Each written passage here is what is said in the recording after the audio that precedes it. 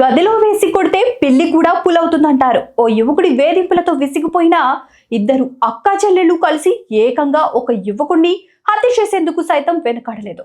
పెళ్లి సంబంధం చెడగొట్టడంతో పాటు ఫోన్లోని వీడియోలు తీసి బ్లాక్మెయిల్ కి పాల్పడుతున్న 32 బుర్రా మహేందర్ అతడి వేధింపులను తట్టుకోలేని అక్కా చెల్లెలిద్దరూ అతన్ని హతమార్చడం ఒకటే మార్గంగా భావించారు. పక్కా ప్లాన్ తో ఇంటికి రంపించి అతన్ని కొట్టి చంపారు.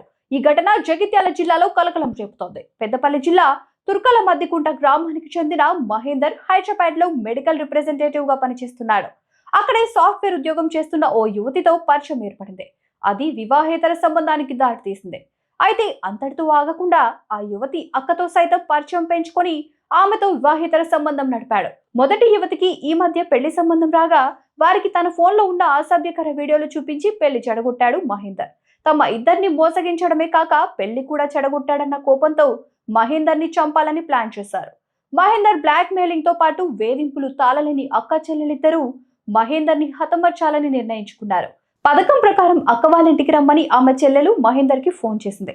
ఆ యువతి ఇంటికి వెళ్లిన మహేందర్ తో వాగ్వాదానికి దిగిన అక్క చెల్లెలు అతడి కళ్లలో కారం చల్లి కర్రలతో దాడి చేశారు. అక్కడే ఉన్న ఆ యువతి అక్క కొడుకు మరో బంధువుతో కలిసి మహేందర్ ని కర్రలతో తీవ్రంగా కొట్టారు. తలకు తీవ్ర గాయాలవడంతో మహేందర్ అక్కడికక్కడే రక్తం మడుగులో పడిపోయాడు.